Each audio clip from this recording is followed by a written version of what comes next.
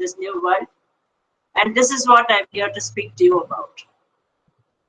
Winston Churchill exhorted us to never waste a good crisis. COVID-19 has forced us into a prolonged timeout. It has brought radical lifestyle changes. As we move into a calibrated opening up, it is time for us to begin contemplating the end of the crisis, envision what the world will look like in its aftermath, how the pandemic will change the way we live and work, and what we need to do to adjust to the new normal of the post-COVID-19 world. Today, I will present 3 arguments to you. First, I argue that the new normal of the post-COVID world will see major changes in our professional world. I see 3 vectors of professional change: the accelerated importance and use of information technology, unconventional ways of working, including freelancing and work from home, and increased inter-organizational and intersectoral cooperations, collaborations, and networks. Second, I argue that these changes will demand personal transformations from each of us, of which 3 are cardinal: embracing uncertainty and change, becoming a continuous learner, and practicing personal and collective social responsibility. My third and final argument is that capacity building is the single enabler and tool available to us to navigate the changes that we will confront in the professional and personal world. To leverage capacity building, we need to harness youth who are outside the formal higher education institutional network, focus on the frontline and backroom workers who are vital to decision making and implementation, and design training programs so as to train teams and not just individuals. These, in essence, are my 3 arguments. Why has COVID-19 thrust this imperative upon us? Does a crisis by itself ensure reform? Every great crisis to mankind has seen a period of confusion, followed quickly by rapid counter responses. In challenging times, we question accepted realities. We devise quick solutions, often outside the usual compass, some of which may be effective enough to become normal quotidian practice. This was demonstrated in the world wars as well as in pandemics such as the Spanish flu. History also suggests that the global economy is remodeled in significant ways after a major crisis like COVID-19, spurring the adoption of new technological strategies and business models. The SARS outbreak in 2003 is seen as a causal factor for the adoption of online shopping by China, which resulted in Alibaba's rise. The balance of payments crisis in India led to the paradigm shift of liberalization, globalization, and privatization.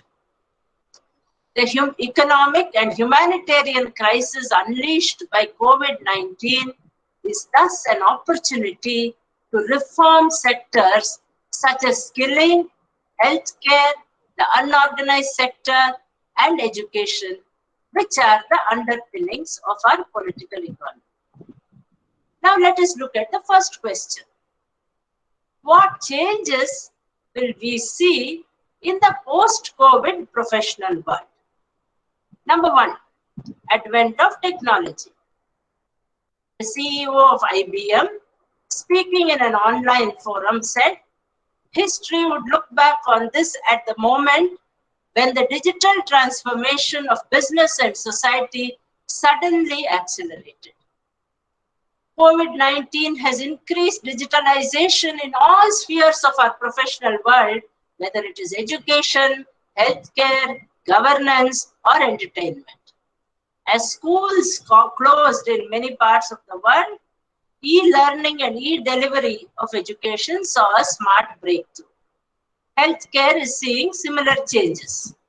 Digital efforts in Wuhan to contain the crisis via smartphone trackers demonstrated a powerful new public health tool. The Kerala police launched Project Eagle Eye to use drones for surveillance during the lockdown, using technology as a tool to complement manual surveillance. In the entertainment industry, Netflix and Amazon Prime saw a big boost. Netflix viewer numbers swelled as lockdowns across countries kept people at home. Even the requirements of daily activities need digital navigation today. As people have been forced physically apart, they turn to video calls on WhatsApp. All these demonstrate the growing acceptance of technology to help us feel connected. As people become more comfortable with technology and service providers upgrade their infrastructures, creating a better pipeline and more streamlined and user-friendly interfaces, technology becomes easier to live with day to day. The second change is the growth of freelancing and work from home modes. COVID-19 has propelled us to experiment with work from home on an unprecedented scale. As the CEO of Wipro put it, this will define a new normal for a lot of industries and will create new opportunities for us to be able to do work more globally. WFH has gone beyond our quotidian processes and scaled innovative new heights. Recently, my daughter was working on a deal between Facebook and Jio. It was a US dollar 5.7 billion investment by Facebook in Reliance Industries Jio platforms. It set a new standard in remote negotiation with extensive M&A dialogue happening online, even including due diligence and agreement negotiations. This is one of the biggest deals that took place when there was a nationwide lockdown in both India and the US, the two countries where the two parties of this deal were based. Transactions of this magnitude, especially transnational ones, usually involve considerable travel and face-to-face meetings by the higher management and their financial and legal advisors. This time, however, all this happened online. The next shift that we may expect is the emergence of the gig economy. Each of us will have to get used to becoming a freelancer. Remote hiring of technical talent will become the norm. Even before COVID-19, we were seeing permanent employers such as governments and universities cutting down on hiring and increasingly outsourcing even their core functions. While this may create job insecurity, it is not necessarily a bad thing or even a new one. Take a surgeon. She is attached to one hospital, but she consults in many hospitals. Some surgeons even consult online and earns remuneration from multiple organizations. A talented and skilled individual can therefore peddle her expertise across organizations and be paid by all of them. Remote hiring of talent will become the norm, with corporate positions opening up to skilled candidates everywhere, prioritizing skills over pedigree and geography, all of which is good news for both the economy and the talent pool. It makes talent pools more diverse and businesses and economies stronger. The third change that we can see in the professional world is the growth of cooperation and collaboration. Gig economy and pervasive freelancing will bring in cooperation and coordination across sectoral silos. As freelancing becomes prevalent, teams will be self-created rather than being curated by leaders and will be more interdependent, more collaborative, more agile, and more flexible. COVID-19 has seen the pharmaceutical giants GlaxoSmithKline and Sanofi forget their commercial rivalry to join hands to build a vaccine, pooling their relative strengths of adjuvant technology and a virus antigen. While Google and Apple teamed up to evolve standards for contact tracing. My own Department of Youth Empowerment and Sports and NSS Karnataka teamed up with the Rajiv Gandhi University of Health Sciences, NIMANS, and the National Health Mission to provide curated training on COVID-19 response to NSS officers and volunteers, who in turn disseminated this to the communities. All this demands that we build up networks and skills, build each other up professionally with no room for envy or backbiting or jealousy. Now the second question. Who is the post-COVID individual? What personal transformation is required from each of us? First, embrace change and uncertainty. Heraclitus said, the only thing that is constant is change. Pragmatism demands that we survive the present moment while building ourselves to thrive in a very different future. In a topsy-turvy world, how does one stay sane and calm? Questions are everywhere. What will the future hold? How will life change? And what will the new normal be? Uncertainty is uncomfortable. Yet change is inevitable. And COVID-19 has only accelerated the pace of change and made it palpable. In such a dynamic and unpredictable situation, those who accept uncertainty and are willing to take swift, decisive, and risky action will hold the advantage. As lockdown was announced and non-essential businesses were instructed to close, business owners were suddenly faced with the tough choice of either stopping operations completely or finding new ways to provide service. Many restaurants closed their doors but kept kitchens open, tying up with delivery services like Swiggy and Zomato.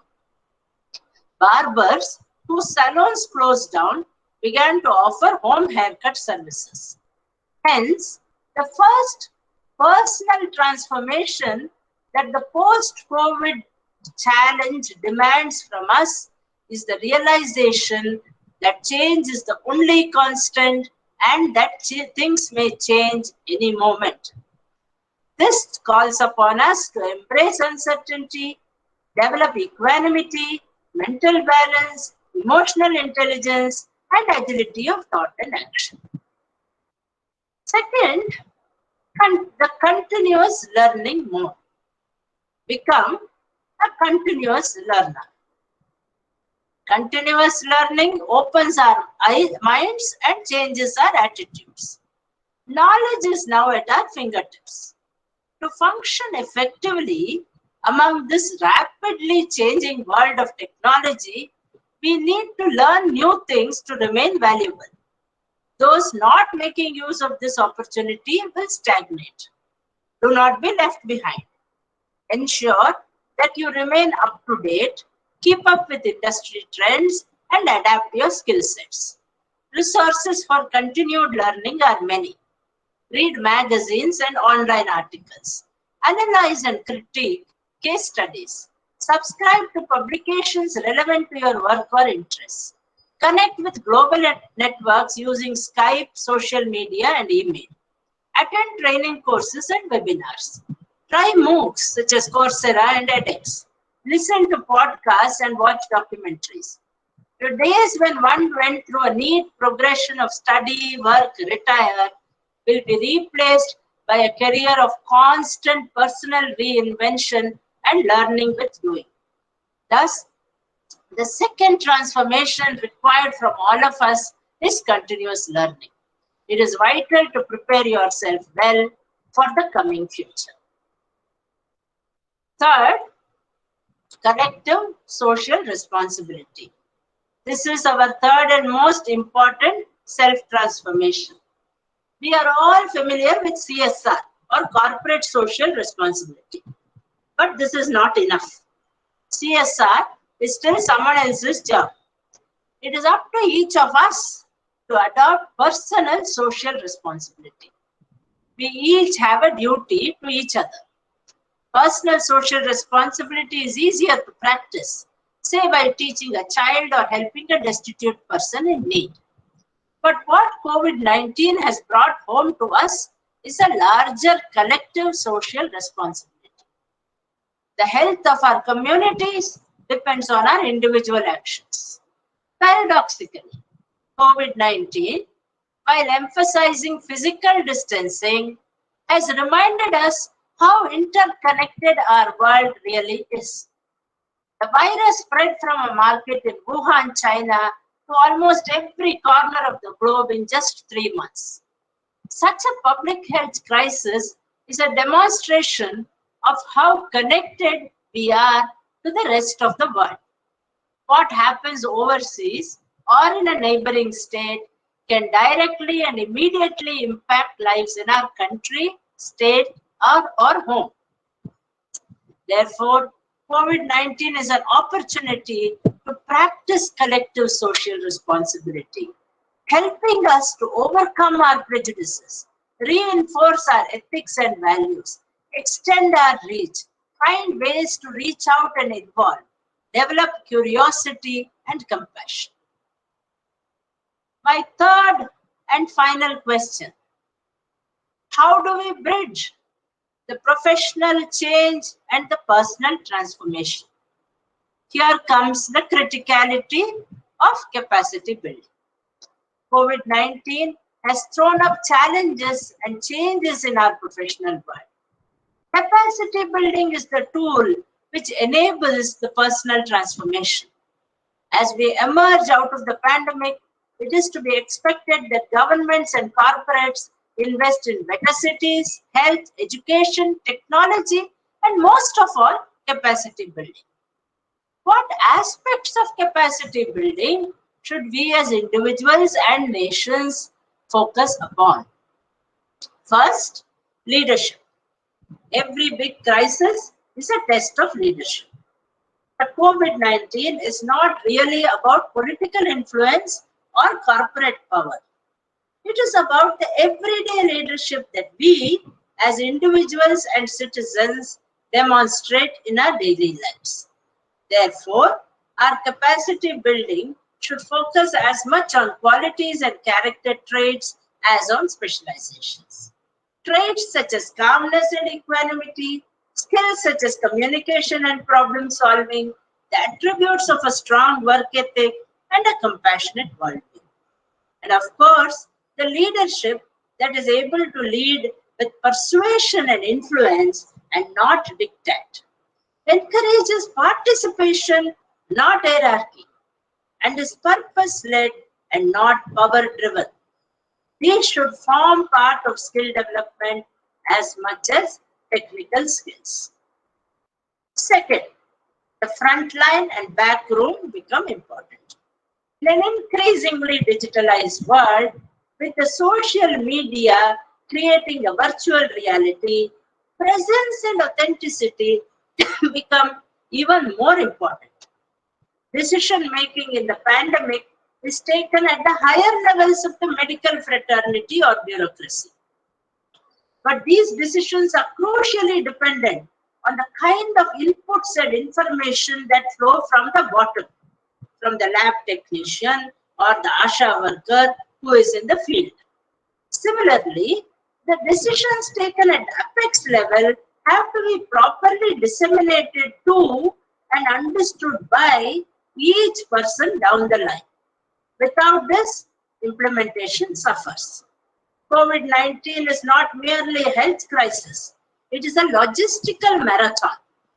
Vast quantities of data, medical and non-medical, are being collated, entered, sorted, cleaned, and readied for decision makers by tribes of data entry operators and analysts.